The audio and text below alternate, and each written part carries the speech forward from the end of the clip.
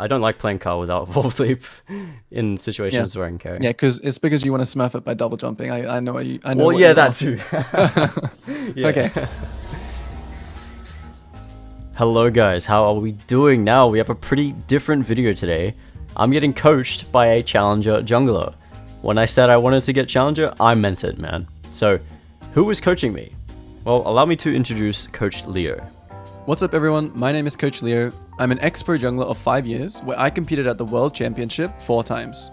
Being a multi-season challenger player, I am now pursuing my passion for coaching, sharing all the knowledge I have to offer to help players across the globe reach their potential and rank goals. I've been a big fan of his jungling for a while, and he explains things in a really clear and concise manner.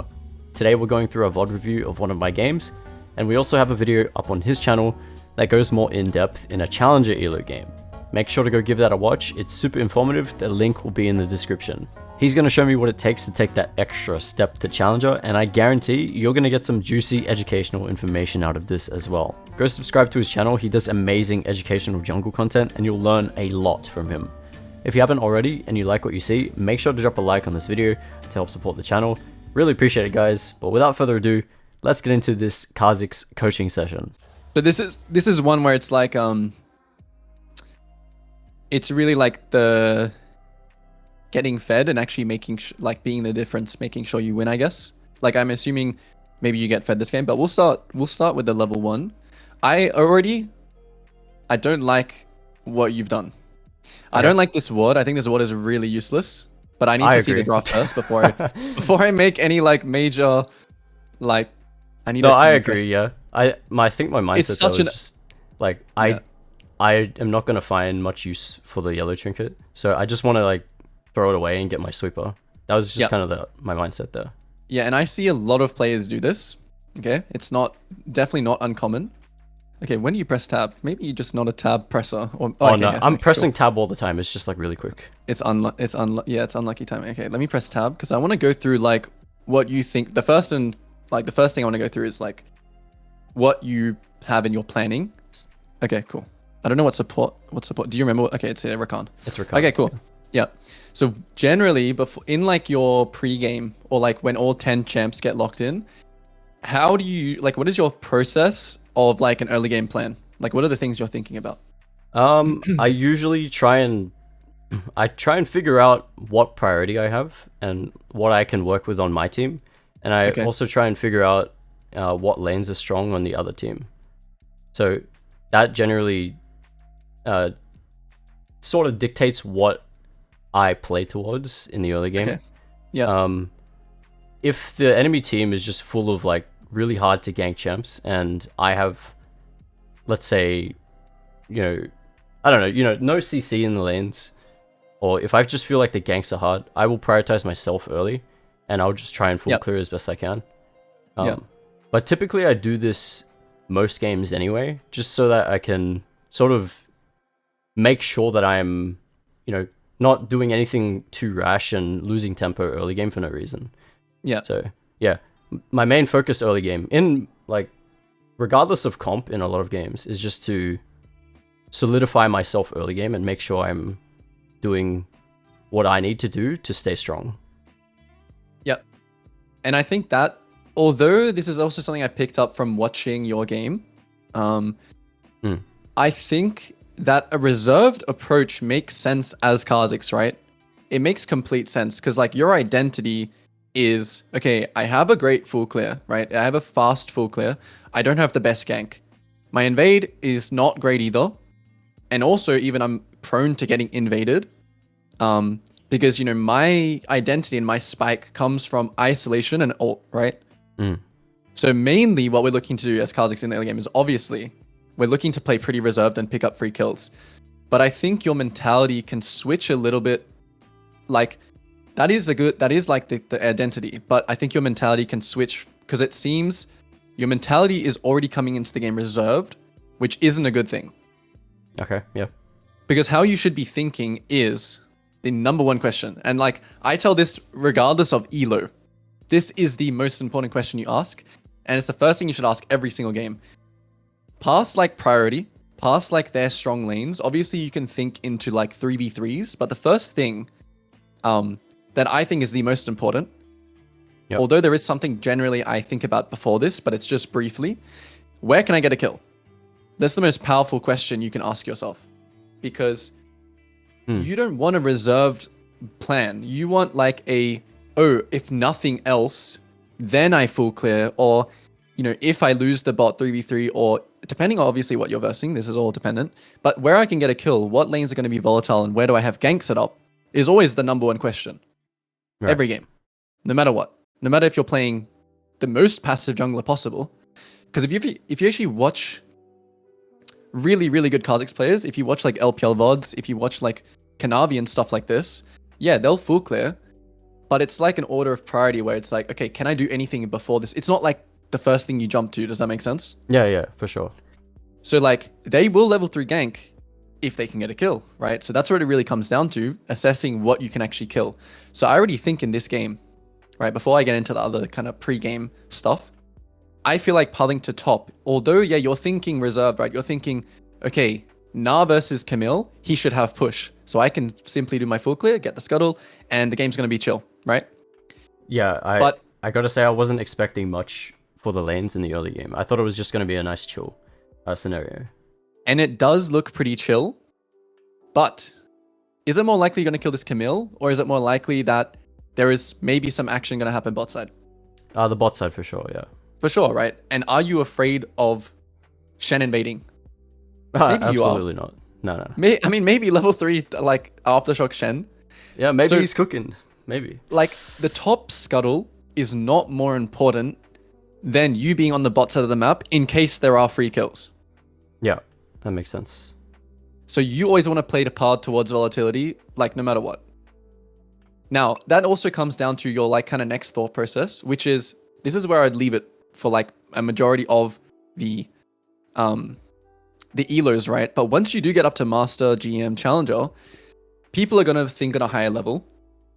And they're going to be thinking more, like people are going to be thinking, okay, well, if I path this lane and they, for whatever reason, have ability to invade me, well, that's not good either, right? Because then, at a higher level than what we just talked about, there is also, okay, they're winning so hard bot side that I cannot contest. I need to take my bot side first.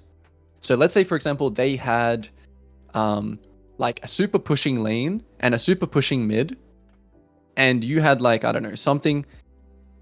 Generally, when they have a super pushing bot, right, you usually have like a melee support. It's like Braum versus Brand.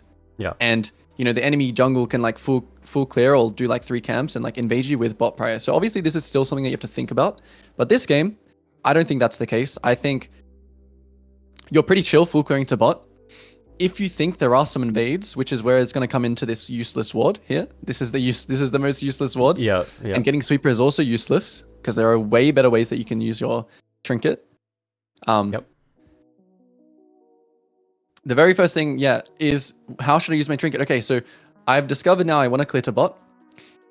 He's playing Shen. Okay, maybe he does 3 camp, invade me, and also play around bot, because that's for the same as him. You have to think about what he can do. So I'm going to full clear. And this is also another thing. I like if you were to take 2 points Q and make that kind of full clear. This is where also it's like, take 2 points E. Q, really? Yeah, 2 points Q. Yeah, because it makes your clear like 5 seconds faster. Especially on, if you clear the Krugs correctly with Smite, it'll change your clear significantly. In 5 seconds. Oh. Obviously, that's it's not nothing. But you'll also take 2 points Q, and you will do full clear. 2 ways you can use your trinket. You can use it to try and find out where he starts. Yep. So if you think that you can walk in here with your team, so you're going to ping as well. You're going to communicate. Okay, I want to get this ward, so then I can track this Shen. Because I don't think it's too reliable, especially high elo, to look at like, oh, did Camille leash? Did bot lane leash? Like, no one leashes because everyone knows that they need to start in lane. So right now, I feel like in this game, just to quickly see, I feel like I have no idea where he started. Right? We have no idea. So we have no information on Shen. And when we can get information on enemy jungle, we should. It's a way better way to use your trinket. Now, let's say next, we can't get a level 1 ward. It's too scary. Okay, they have Darius and he's sitting in here. Or they have Olaf. And they have really insane level 1 champs. You can say, okay, that means I'm going to go for more of a defensive route now. And I'm going to still path to bot. But okay, they have a Shaco, they have a Shen, they have something, I don't know, that can invade me here. That spikes at level 3. Have you ever tried doing the full clear, drop the ward here, and then do your Krugs first? Yeah. I do that sometimes if I feel... If you're afraid, right? Yeah. If an invade's coming, etc. Yeah, but it's important that we have our ward here then. Because if we don't have our ward here and we do this, then we still don't have like good information. And also what this ward will do is he'll do this clear, come here, and he'll be so confused. He'll be like, okay, where is this guy? Yeah. Do I start the camp? Do I not start the camp? Okay, I'm just going to start the camp. And then because you have that vision, how much more likely are your lanes going to move? Oh, because they see likely, him. Yeah. Way more likely, right, than if you don't see him. Yeah, for this game though, I was really dead set on the fact that I wasn't getting invaded. Or okay, that, yeah, it wasn't going to be much early game. So good. Yeah. So then that comes to the third way we use trinket. So number 1 way, we use it here. Number 2 way, we use it here because we're afraid of getting invaded. Now is the next thing. It's better to hold on to your wards so you can use them after you full clear, take scuttle. You'll have spare tempo until your Krug spawn, right? Until they spawn at like 4:15. These wards here, after you take scuttle and you ward here, and you're going to walk over here and ward here. Now in the next round, you'll know exactly what he did, and you'll also see him coming back to these respawning camps, and you'll just be able to track him, and you'll be able to prevent possible ganks top and mid. That makes sense, yeah. So you want to save these 2 wards. These 2 are extremely valuable wards because now, what other way can he gank? Like, what other way can he go through? Obviously, he could probably go through like this way, right? But it's most likely when he comes out of base, he's thinking, okay, go to my Raptors and gank mid, or most likely go to my Krugs, and then you see him here. Yeah. So then it gives your team also the information that they need. So that's like a quick thing about how to stop. This is what I call like kind of an autopilot ward and place. Like oh, absolutely, yeah. This it's like 100% just like a careless ward. Normally, I do try and get the ward into the top side. Top side Raptors. But I'm not sure what happened this game. I think I just didn't. It must have just been like laziness or something, or maybe I was late. I'm not sure. But yeah. That's definitely something I do try and keep in mind. Yeah, exactly. I feel like autopilot is like there are certain levels of autopilot. Okay, so like Canyon, for example's autopilot would be insane because he does like let's say just for example he does this ward on autopilot or whatever.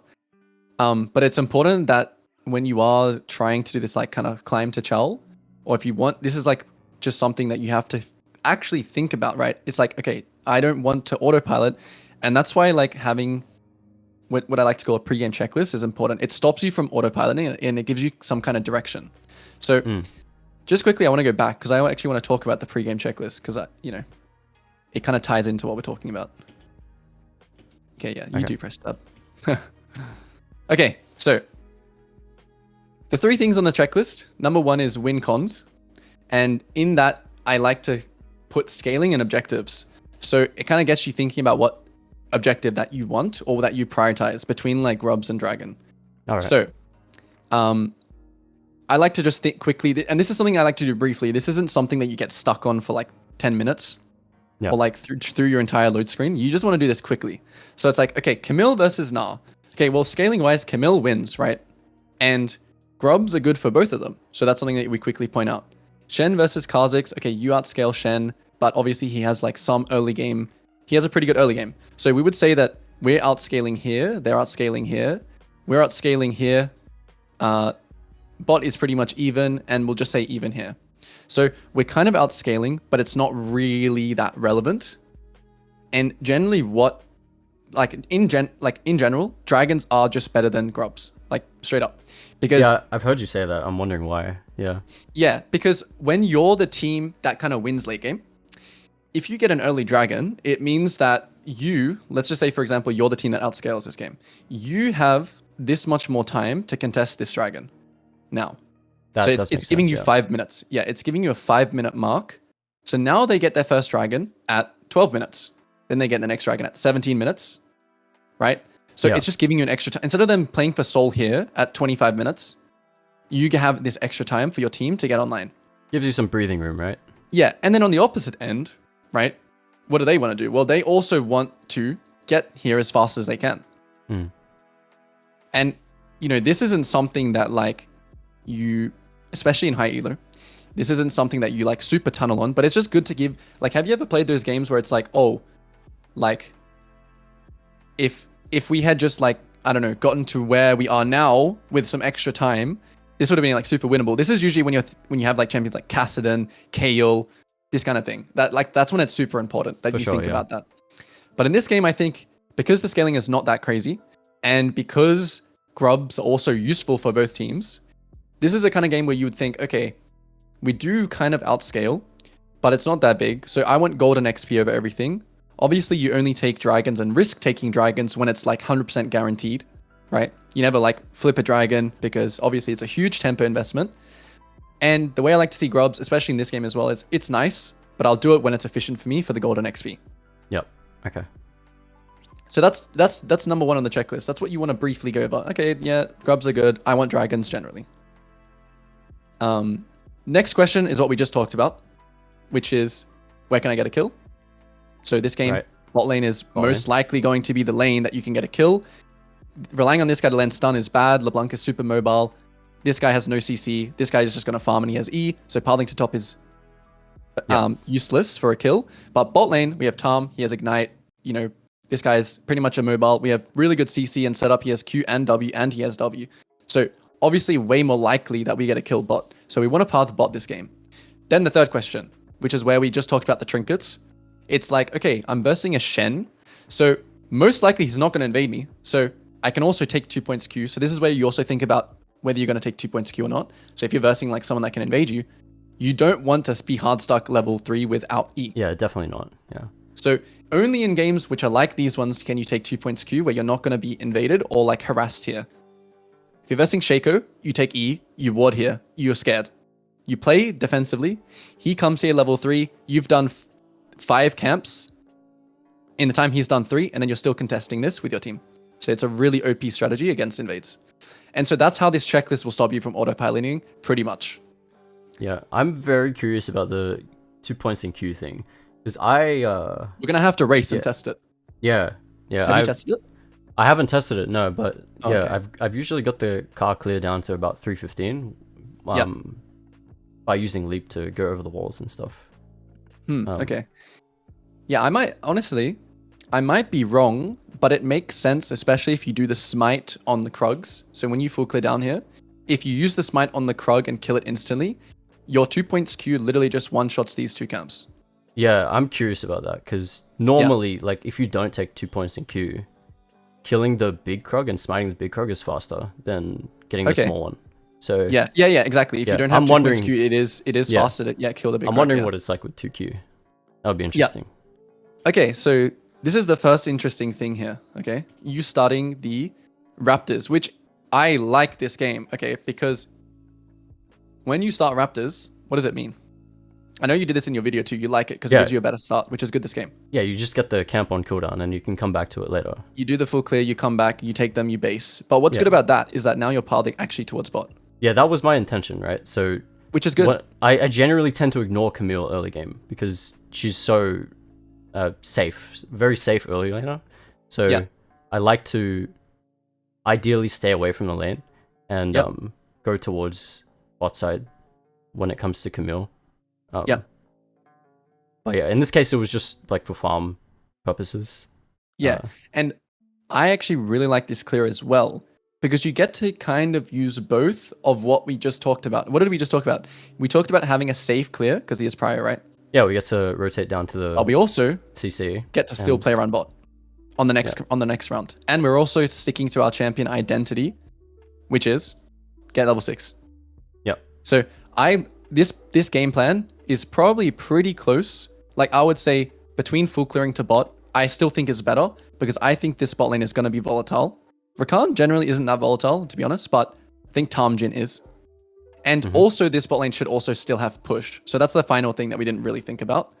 Tahm Kench, like Rakan is pretty much useless until like he doesn't get push on many lanes. And think about Tahm Jin, right? They definitely get push. Okay. Because it is a Rakan is kind of like a scaling gank setup lane. He's kind of like I think of him as like pretty reserved, just kind of playing to survive lane There are some all-in windows, definitely, like level 2 with W or level 1 with W and stuff like that. But apart from that, it's pretty reserved lane. So I'm guessing that your bot lane should get push here. And yeah, we're going to stick to our game plan. I would say still, this is the same thing it comes back to before about being too reserved. I still want you to look bot before you make the decision to go to your top side. Okay, yeah. Makes sense.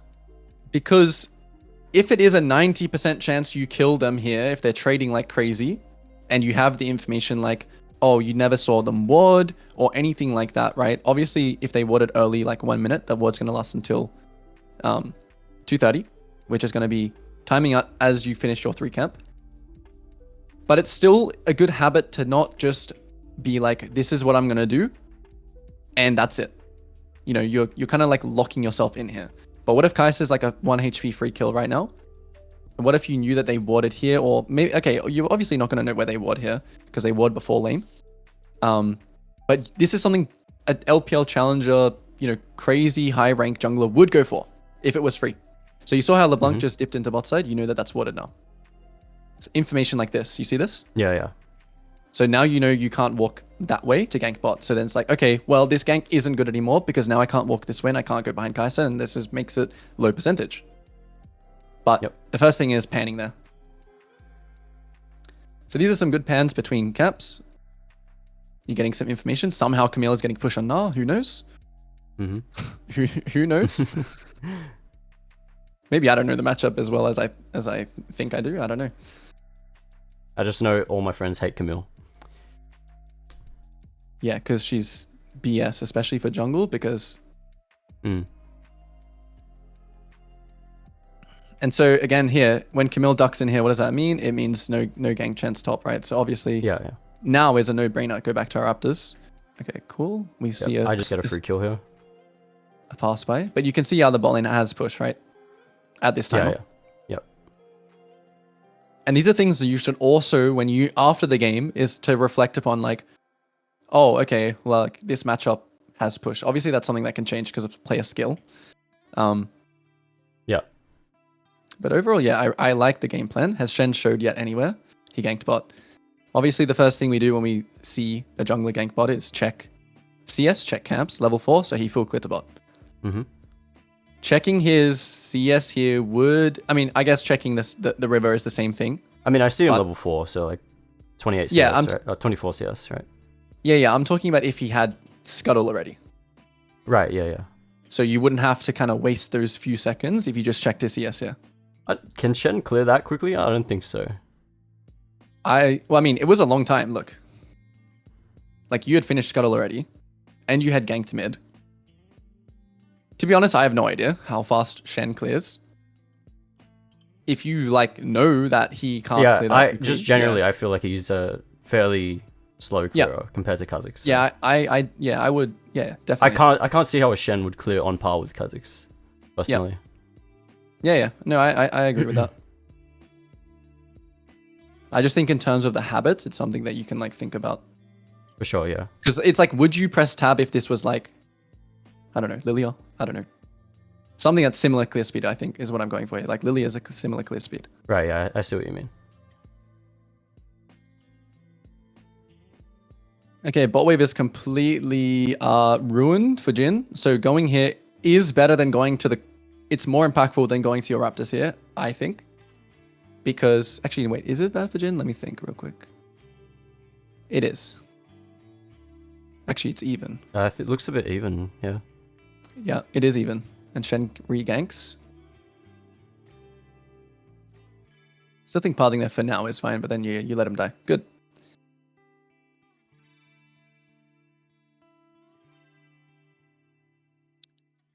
And I think before we talked about how trinkets, if you are going to start Raptors, it doesn't make sense to hold both trinkets, right? Because you're never going to run in here and waste your temper here because you want to get to here. So that's just like side note, right? You don't want to... Yeah, I do regret not just sitting on the yellow trinket in this game because... And then I guess you would have it bot here, right? At this river kind of... Yeah.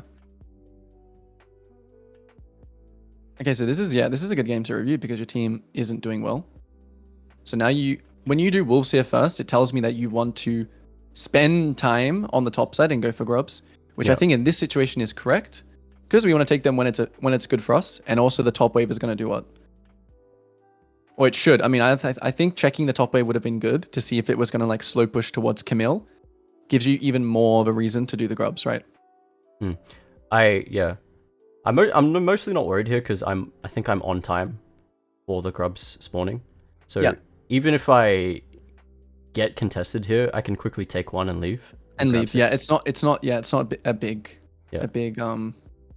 It's a small adaptation, right? That you just you take one, you leave. Good. Yeah. And in these games, I was gonna say quickly, in these games it makes sense, even though Na should technically be winning or whatever, it makes sense why LeBlanc has moves, because she is an early game champion and she'll get hard outscaled by Xerath. So that question, right, that we talked about before, it'll give you more, even though you did the correct play here, I still want to cover it, because it'll give you like, oh, I know that this game I'll have to play a little bit more on the, yes, they'll have move, yes, they'll have Chenault, yes, they'll probably win early game. Does that make sense? That makes sense, yeah. So it puts you in a mindset of like, take one grub and get out, which is what you did here, which was perfect. Respect her move one time, she has to go back mid. Yep. And then you come in here, you force him off, you have a leveled lead. He uses his... Yeah, that's kind of unlucky that he went down, not up, because I think you would have maybe solo killed him if he went up there. Yeah, just looking back at it now, I also think the engage is a bit rushed, because if I can just like walk up to the... Oh yeah, you shouldn't ulti so early, right? Yeah. I can ult you did pink a little later. Yeah, you already know, but... Yeah. Or this. Yeah.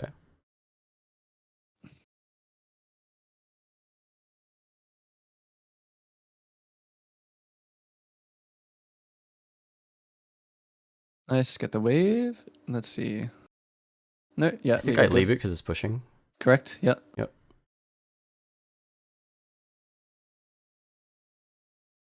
And generally when my R is down, I tend to heavily focus on just clearing camps. Yeah, that's perfect. I like to call it downtime. Yeah. Same with if I'm playing Lilia, right? If I have no ult, especially like flash and ult, it's like, I'm definitely wanting to do the downtime because my champion without it, right, doesn't have much to do. Yep. And so far, it's like, this is like textbook farming efficiently and taking the freebies, right? This is a great example of that, of the identity. And this is obviously something that you know. So it's super good. Again, this is where I don't like it. This is where I don't like starting the Wolves, because I feel like you have nothing else to do topside unless you're looking. I don't like starting the Wolves here, even though it doesn't matter that much. I don't like it either. It's still nicer. Yeah, exactly. I think it's still nicer if you do blue, then this, then into bot side. Makes sense. Unless you're planning, like you were with Grubs before, to do something and spend your time here. Which obviously in this game, in this situation, we're probably not doing. Yeah, I would definitely not, since the lane I want to play on is on the other side, but yeah. Yeah. Okay, let's see. We get pinged here from Na to dive. Okay. We do have Ghostblade. The first thing I would check when he does this ping is I would check, although you don't really need to check, you can actually see, this is a cannon wave, right? So I think this is a good idea to go for this top play, because I think it's high percentage and it's more punishing when it's a cannon wave compared to a regular wave, because I think when you verse better players, they're more likely to give up some of a regular wave here if they see you on any of these wards. It's more likely that they give up a regular wave than a cannon wave. So that's something to keep in mind when you go for dives. But most players, obviously, this guy's playing like a psycho already, so you already know his body language is going to fight. And even if this wasn't even if he didn't play like this, it was going to be a good dive still. Okay. You also hit your Ghost Blade, so you have a lot of damage to. I can already tell this game is going to come down to. So this is also the round where Shen shows bot, and we do want dragons, right? But Tahm-Kench died. So this is also where your eyes are looking and thinking about the difference between... You still made the correct decision here. This is always better than contesting a maybe, a question mark. Okay. but you do want to think that the dragon in these kinds of games is kind of like you should think about it like this. You're fed, so you can sculpt the game however you want, right? If you go bot, you'll win the 3v3. You can also go top and you'll dive this guy.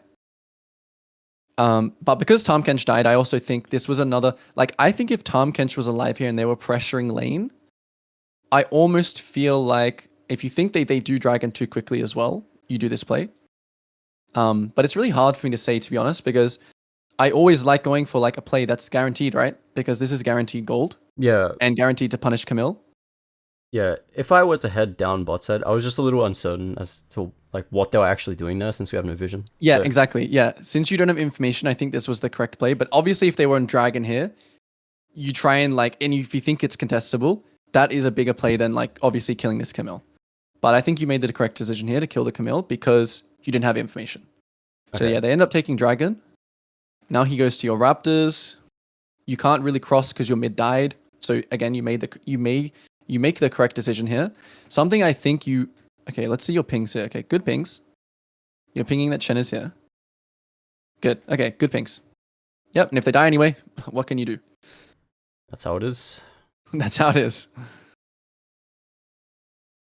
Really nice Q. I was about to say, smite Q will be good here because he's isolated, which I like a lot. Checking his items here would also be a good thing. I don't know if you did or not, but I think it's a good thing to kind of... No, I don't do it during fights. It's a bad habit. Yeah. I mean, it's hard. I think it's hard to do, especially because you kind of got like jumped on. Yeah, I wasn't expecting that. If you had smite here, I would tell you to greed for grubs, because you don't have smite, you might actually die to grubs second. Yeah, I don't think I think I just die there if I take grubs. Yeah, yeah, I think you do as well.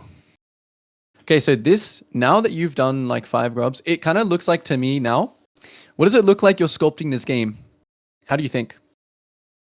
Like, what do you think your win con is after you take these 3 grubs? Let's just play it out. I mean, I kind of had the impression that this game would fall down to just coming down to 2 things. Like a slow scaling for our comp, and then yeah, just having my utility peel for the Xerath and Jhin to contest objectives. Okay. So like I would evolve W and I'd use that to sort of keep everyone away from them so they can do their poke sort of thing. Yep. And then you know, we slowly hunker down and just yeah, you play like the front to back, like give Xerath the ability to poke and Jhin the ability to poke, and then you can guess. Yeah. And that's a good way to be thinking. But I kind of want you to think more. A good way to think of like these types of games is because you've kind of put your tempo and resources into the top side, even though I don't really have much faith in this now, okay? Just from how the game is played so far. I think you can see this game as like, okay, they're winning bot side, they have a better early game. So it's almost like you're going to play this game to trade until maybe 3rd or even 4th dragon and play for the 5 grubs, the Rift Herald, and killing these 2 towers. So you're going to trade the first 3 dragons. Unless, of course, something happens, but I want you to be thinking more like accepting like the reality of the game and knowing what your win con is, which is another fundamental, which is like match or trade. You don't want to match something if you're weaker, right? Yep. And you've already kind of put your eggs in the split push Camille, kill this Camille 100 times, make her suffer and get fed off her. And yeah, that's how I'd be thinking about this game. As soon as like you're maybe taking these grubs here, I'm thinking, okay, I guess you don't actually get them because you get forced off because of that fight. But these are kind of things you can be thinking, okay, 3 dragons are probably going to be theirs because we're going to be weaker on the bot side.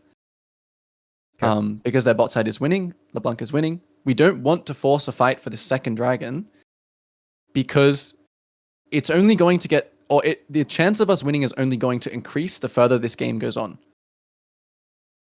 So you don't want to contest it until you're at that, what we just talked about, that formation. Xerath has his items, you can poke.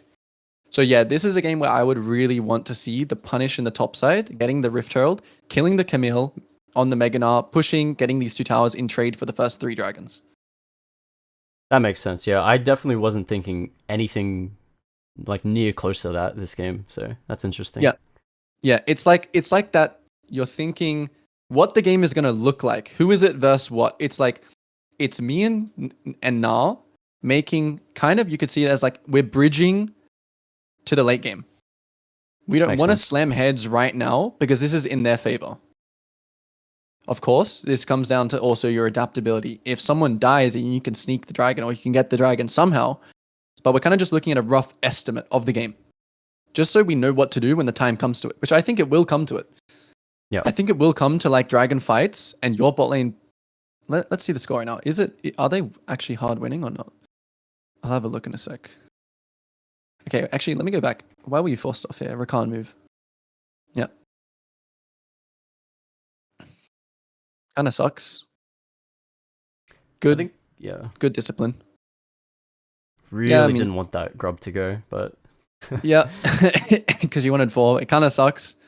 Kind of sucks that let me see. Could you have pinged earlier? Let's see. Probably, yeah. I think if maybe Na comes earlier, we get another grub. Yeah. It's okay. It's better. I like the fact that you didn't just die for it rather than like the game plan is still the same though, what I just talked about. It's still the same thing where it's like match or trade. Depending on how, if you think you're stronger in the dragon fight, you think it looks good. Of course you can test, but if you think it looks bad, don't feel afraid to kill the Camille. The Camille is like free. It's like free farm for you right now, right? You already know that she's playing like a psycho as well. So it's like the Camille is like a freebie for you. And, you know, playing around the Gnar split push is not bad either. But let's see. Okay, yeah, we press tab here. So the next dragon is spawning. You see what I mean here, right? Who's going to be more useful now around the dragon fight? I mean, this guy's not weak by no means. But this is also what I like to talk about, where you start to become kind of an in-game leader and you assess this situation and you think, okay, 4v4, right? For this next dragon, it's only their second dragon, remember? Yep. So I think that the best play here is for you to clear up, take this, then when this spawns, you're either going to trade 2 towers top or just the mid tower. We're just going to give this. You see what I'm saying? Makes sense. Because you don't lose the game if you lose this dragon here. The game only gets better for you. The game only becomes higher percent to win. Plus, you're trading a lot of gold. If you get this tier 2 tower and kill this guy, it's almost not even worth for them. It's almost actually better for you. Yeah, yeah. Like that gold swing is huge, right? 2 towers and a Camille kill. So that's what you should be playing for here. And you have to communicate that to your team. You have to spam back ping here, take your bot side camps, and run to that Rift Herald. So let's see where we end up. Yeah, so you probably end up thinking, okay, I'm going to be the diff here in this second drag fight. Which I don't like that much. Yeah, I'd say this is sort of like an assassin habit, where I try to get a good position before it actually spawns, so that I can maybe look for a pick. Yeah, this is the way you would go about it if you wanted to do this. Okay, so Shen ends up actually being on the top side here, which is marvelous. Okay, if they were showing like their force 4v4 bot here, like I just said before, it's like maybe like a 55-45 to you, which we don't like, or maybe it's a 55-45 to them. It really just depends on your confidence of carrying this 4v4. Which, if I was playing Kha'Zix here, I would be way more comfortable. I mean, I guess your Gnar also does die. So these things obviously change, right? It obviously changes things when your Gnar dies here. Because, yeah, I still would want you to clear up.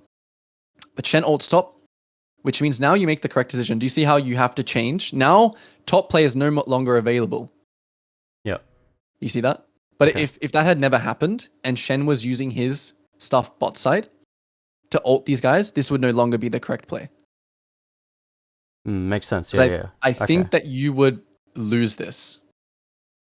Like, you know, I like to think about a theoretical guide, but adaptation is still the same as important. You have to adapt to new information. So Shen ults top, which means now this is the correct decision to get control here. He also used his ult and to try and actually contest the dragon. Now this is correct. So hopefully that makes like sense, that your Makes initial sense. game plan, and this is also why it's important to think in advance when you are back here, when you're thinking about the next dragon, when you're thinking about the Rift Herald up, when you're thinking about the fact that you're already abusing this Camille, you want to think about these things. Okay. I like the hold on E. I see.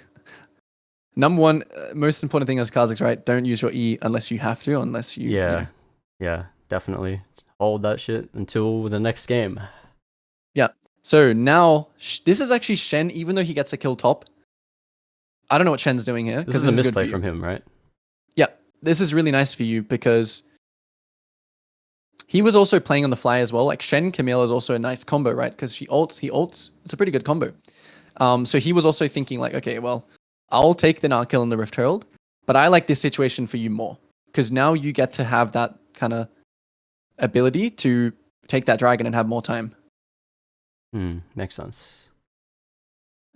All right, let's look at still the correct play because technically we should be winning this if it's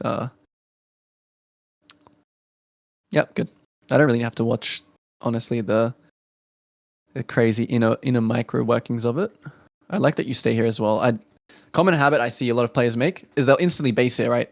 On 900 gold. But 900 gold at 16 minutes is a lot different than 900 gold at 5 minutes. Yeah. Right. So you really want to greed and stay on the map if you can. Yeah, I don't think I can buy anything worth 900. You can't. Exactly, yeah. Nothing really useful here. Yeah, and I think this game also, now I'm seeing how the game is progressing. I think this game is going to come down to your impact in the dragon team fights and your impact in picking off the side lane. Not the LeBlanc lane you can kind of pick off, I guess, but it's going to be picking off the Camille lane and your ability to team fight around dragons. A way I like to view like champions like Kha'Zix, Rengar, Evelyn is that you need to know what your food is. You need to know who you can farm. And generally, usually that's going to be in the side lane. Okay, so can you farm Kai'Sa Rakan this game? Not really, no. On mid. Not really at all. Like you can't do anything to their champions. Yeah. But Camille in the side lane against Gnar, if you're ever hovering and the Shen ult comes out and stuff like that, then that's also kind of your food. The Camille in the side lane is your food. Is LeBlanc really your food? Maybe, if she misplays with her Ws, but not really. Yeah, makes sense. So you want to think about what your food is. You know, in a different game, maybe mid is your food. Maybe it's like like a Caitlyn and like a non-peeling support. It's like a Caitlyn Xerath, right? Then that's your food, right? Yeah. Because it's super easy to kill them. So yeah, knowing what your food is really important. Okay, so they're picking. So now their side lane is pretty good this game just because of Shen ult, right? So immediately when you see this happening, you should be looking to trade into topside and look for this Camille. But Gnar bases, which is sad. Honestly, I would be trying to ping here. Yeah, ping it. I would be trying to ping this for him to stay. Yep. Because Camille shouldn't be able to get this wave. Why? Because I'm here. Because you're there and Shen just ulted bot. Yeah. So this was a free kill here.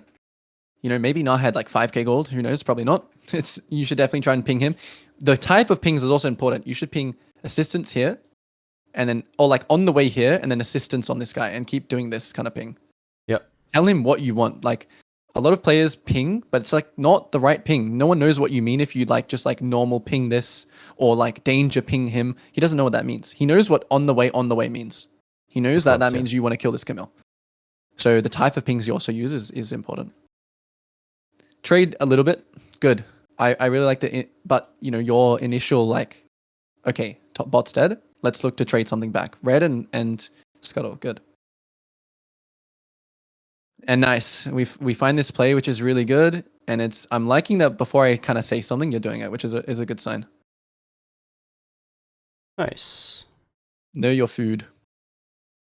Yeah, I feel like I think about that subconsciously, like know who I'm able to kill. But I think thinking about it more, you know, consciously would be pretty beneficial. So I'll keep that in mind. I think you play this, like the only thing you need to think about here is her E. So you should be positioning your next R to like just following her, because she's either going to E here, down, or try and go up and then E like this. So you want to just be doing this. Yeah, makes sense. You don't want to go up here like this. You're giving her an E. Your character should be here right now in Viz. Makes sense, yeah. I don't think I even R here. Do I R? Oh, you didn't ult. Okay. I thought you had ulted on the initial. I figured I didn't need it. Yeah. I mean, it's still fine not to I think R, my but movement here is still not great because the up, yeah, these just clicks giving are her bad. chances to escape. Yeah. Oh, and she does, right? And she does, She actually yeah, does wow. escape because of that. Yeah. I mean, I would still ult here, honestly. Like, I don't really care about using ult here, even though it's like, I like the do I need to ult here? Like, can I kind of min-max this? But I would still always be ulting here, to be honest. I would be. Because I don't really mind, like, using my ult here. Like, I don't really mind. I would just want to be doing this as soon as I can, is my biggest thing, and making sure it's secure.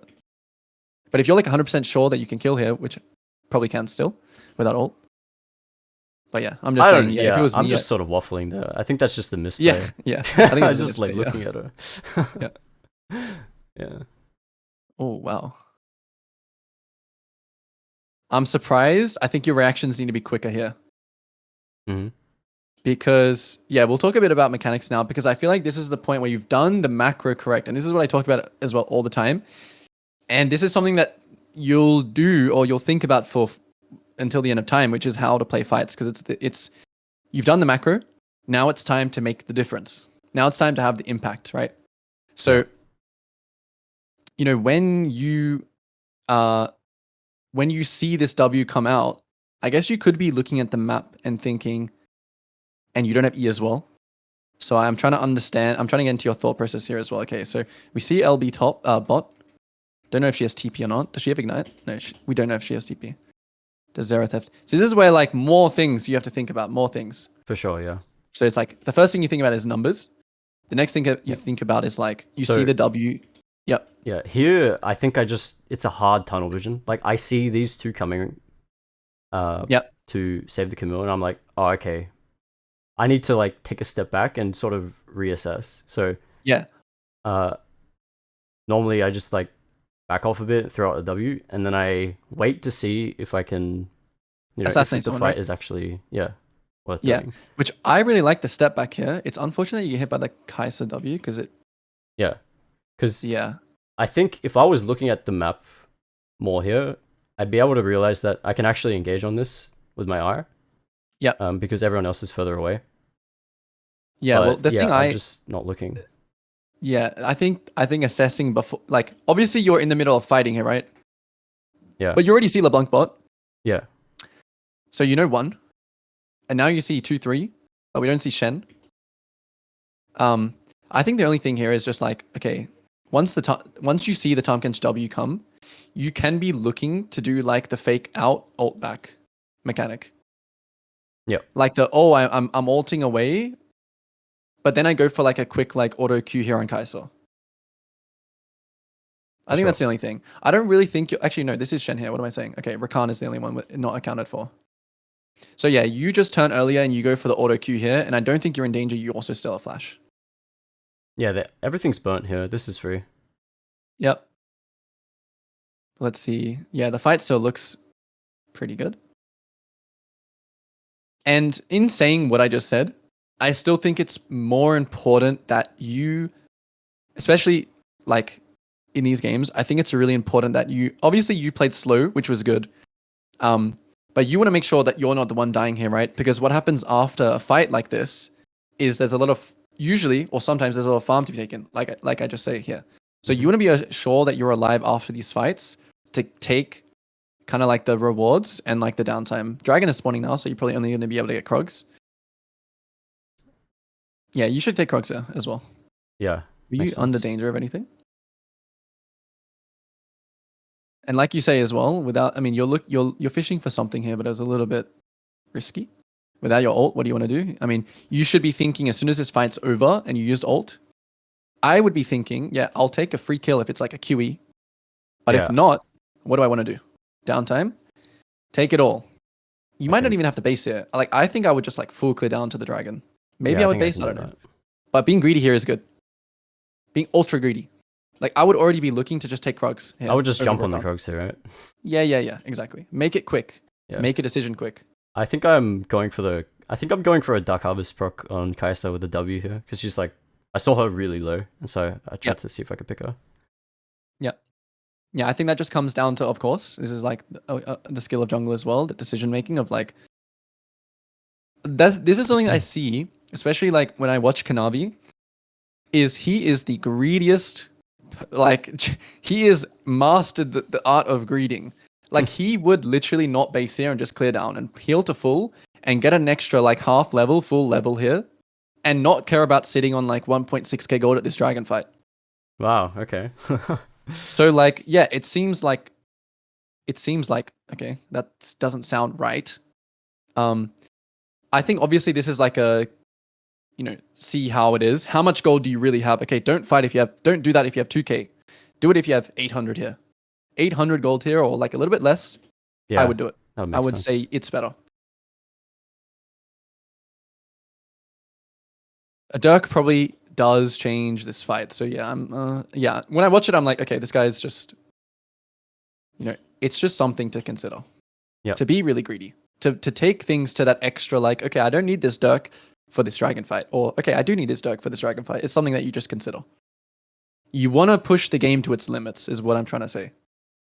To have that carry, that crazy carry potential every single game. Makes sense. Okay, it doesn't look like they're contesting, but the dragon... Okay, yeah, so they're not contesting. Did we know that earlier? Yeah, okay, Camille's top. We get push mid. Okay.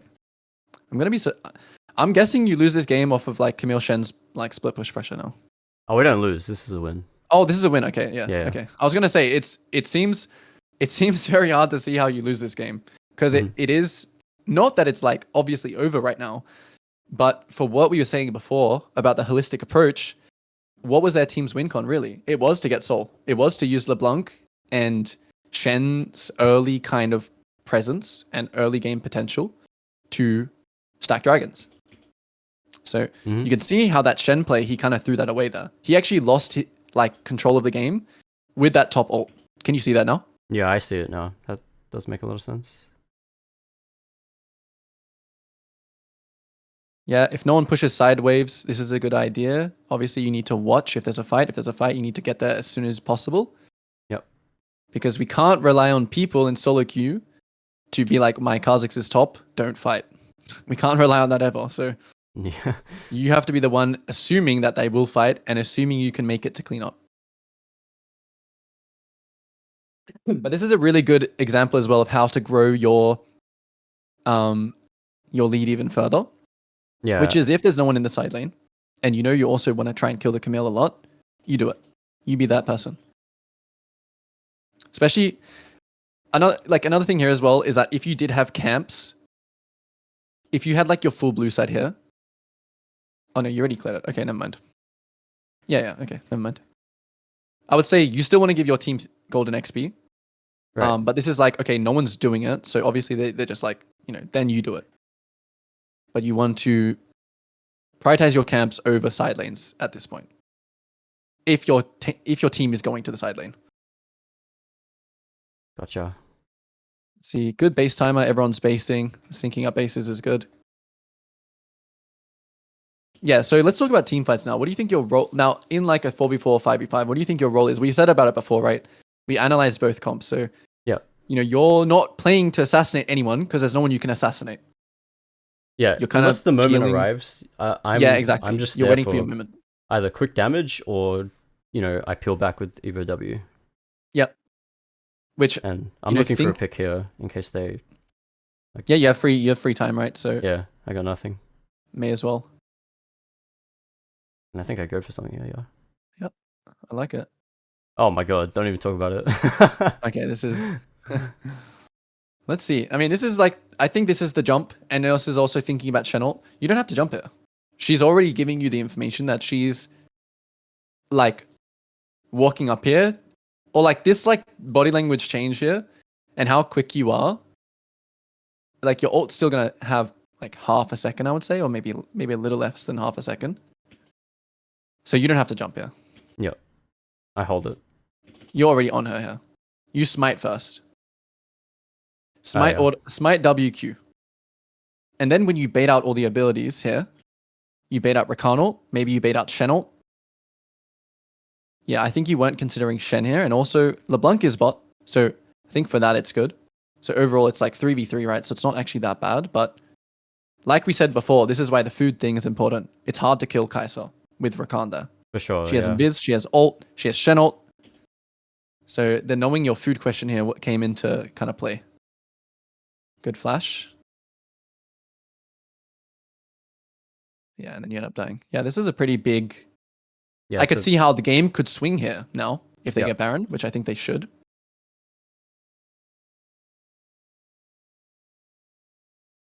And I think overall, I mean, we could continue watching the game, but I think we've kind of covered, you know, the rest of the VOD is probably just looking at team fights and how you actually close the game out. Because we actually want to watch the next VOD to see how we actually... Oh, no, this was the game to watch close the game out. Okay, no, we'll keep watching then. I mean, right now you're just doing the same thing as we've been talking about. You're playing for dragon spawns. You're playing for this exactly, your food here, which I assume this is going to go way better for you than the mid. Okay, Kai'Sa comes here, so it's not going to go good. Yeah, we butchered that. Just so I don't think I was looking at the map here. Like as soon as that fight broke out on the bot lane, everyone went missing on the map. Yep. And so I should have just looked at that. I think this was just again. I don't like this E again. It's a mechanical error as well, yeah. Yeah. I think the ult was a bit early still. So, you know, you want to ult, even though it's a minor detail, right? You want to ult here just so you can make it here without using jump. Okay, yeah. I think the jump here was again, same thing as mid. I think the moment I jumped here, the moment everything just fell apart. Like, yep. Yeah, exactly. I mean, the moment I jumped, there's nothing I can do. You'll get pushed back anyway with this guy ulting here. So you'll walk up. Maybe you will still get like some damage off. You'll get pushed back here. But at least you'll have jump right now. So then you can ult back in here. Because like you're scared now because you don't have jump. Yeah. But if you had ulted back in here, you always have that get out of jail like free card to jump away. I mean, obviously if Kai'Sa W hits you and Shen taunt hits you, it's hard. Just like everything kind of went wrong here. But yeah, I think the most important thing is the lead up here into, okay, they're missing. This has to be a fast play. Mm-hmm. This has to be a fast play. And I need to only use my E if it's like going to be worth to get the kill or get out. I think something to also consider this game is that it's kind of hard to, although we said, you know, Camille is our food. It's very, like, look at the two team comps. And this is what the difference between like challenger, high challenger players are, is they're really good at focusing not only on their own champion of what their identity is, but also they understand other identities. So they understand that, although in this game, actually, you know, you have Xerath Jhin ult, right? That's kind of like your Kai'Sa ult, where like, if a fight breaks out here for a long time, you have like the artillery. I mean, I guess this guy is top as well. But understanding what both team comes as well. Yeah, they have Kai'Sa ult, they have Rakan ult, they can get to fights quicker. Is the main thing. Okay, so we should assume Dragon is gone. Yeah, which is good. We try and trade. So yeah, I would say the reason why you couldn't close out this game is because this Dragon, I think, was supposed to be yours. And because at this point... Okay, actually, I'm going to retract. I think going for Camille here is not good. Yeah, I don't think it's good either. Yeah, I'm actually just going to go back. Because Dragon is spawning, and how do we want to play our team comp? I mean, usually just front to back, right? Yeah, so we just want to make sure we have the mid wave here, and we're pressing W around this area. Yeah. Make sure we have the mid wave pushed. This was also just like a mid priority thing. Like, they pushed in mid, so they have first moved to this entire side of the map. And this is also where you need to start using pings and say, mid wave. This mid wave, we need people. Okay, this Nara is completely trolling here by the CP, by the way. But this guy should not be going here. This guy should not be going here. If your team trolls here by just like split pushing side lanes, then you just think about yourself and think, okay, well, this Dragon is obviously going to be hard now. It's only their second at least, so it's fine. It's still okay. But you see this, you hold W, you see that they're all collapsing. Nah dies, you jump away. Then at least you have a trade, which is give Dragon and get mid tower and get his top camps earlier. Absolutely, yeah. So I think a lot of these situations is like foresight. Foresight of what's going to happen. What's going to happen if we fight here? Well, they're all going to be first because they had the mid push. They have the first move into the bot side of the map. Mm-hmm. And then, yeah, okay. So we have another. And this is also a hard game to play Kha'Zix as well. Like, you don't really have much to go off. You know, when you think about, okay, I'm going to play Kha'Zix to press W and wait, it's probably not. Yeah, it's not the most ideal, but you make it work as a one trick. Yeah, exactly. I mean, it's not, exactly. As a one That's why trick, you Evos know is what so to important, since, Yeah.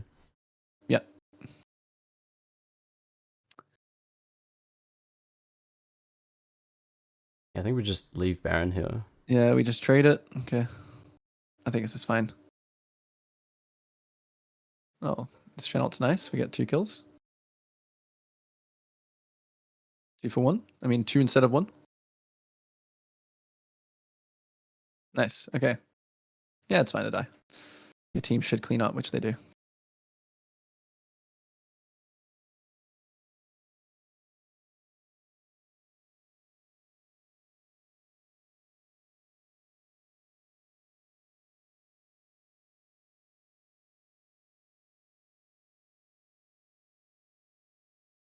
And then pretty much we're just like ping-ponging waves, playing for vision until the next drag spawns is this game.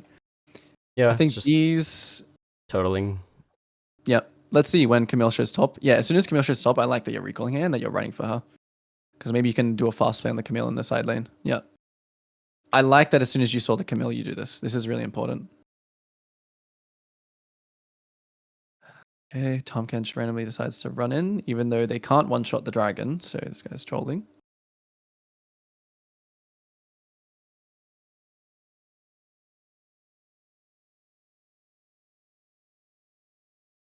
I think it's the same thing again here. You want to jump, but you should want to ult. Yeah? Yeah. Right here. You should just want to ult auto Q. He doesn't have mercs. I think this is a small thing to consider. So he doesn't have mercs, so it's like he's going to get stunned for a while from the Xerath stun. Yeah, I mean, I can kill him there without Chenault, right? I wasn't taking into account that Chenault onto the account. Because if I EQ auto attack, I mean, he just dies. obviously EQ auto attack, he's just dead.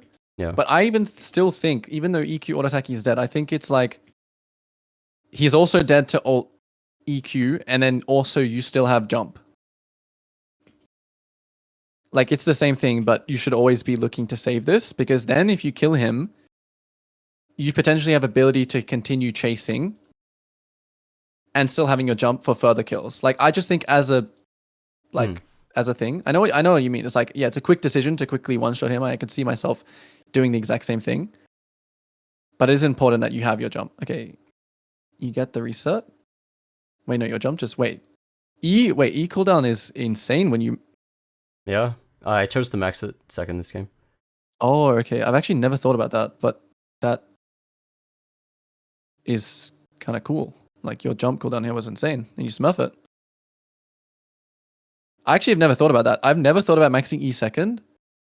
I'm like an R evolve. Yeah, third. It just depends. Like, I typically, put 3 points in W first, and then max E second if I feel like the cooldown is more important than just the damage from the W. But yep. Yeah. It is very nice. So I was like, wait, you got a reset, but it's just like 8-second cooldown. So yeah, it means that you can actually use it a bit more, like, freely, without thinking that it's like your tool to get out or whatever.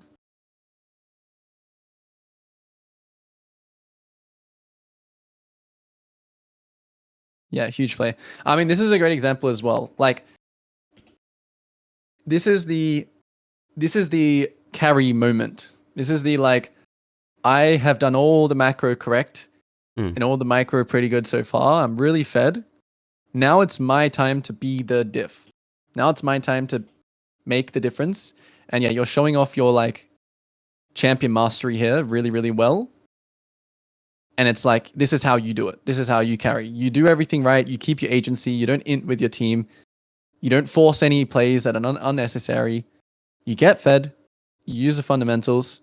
Then you make the difference. And you make the difference here. And this is probably why you win.